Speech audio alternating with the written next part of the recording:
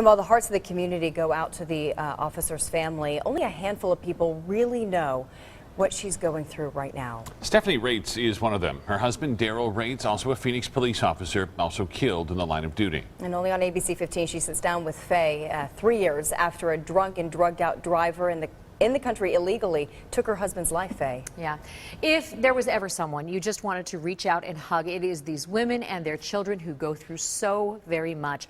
Officer Raetz was run down while on DUI patrol. His killer now behind bars. His family still left to pick up the pieces, even now, 3 years later.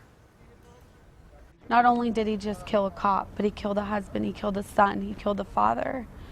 My daughter wants to live her life with her dad.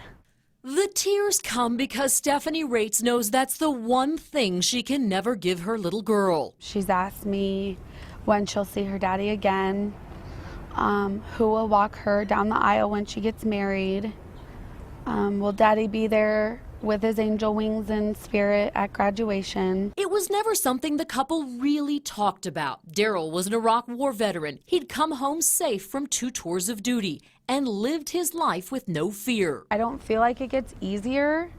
I just feel like it becomes a little bit more okay to deal with. The outpouring of love from the community helped her get through the darkest days, the hospital, the funeral. And I would just sit on the floor of the vacuum, just running, crying.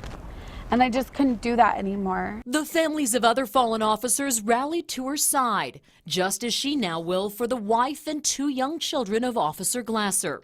While the man who caused so much pain, Jesus Cabrera Molina, sits in prison, 3 years into an 8-year sentence. It makes me sick to my stomach that there's a chance that someday I might have to tell my daughter, that's the man that killed your daddy.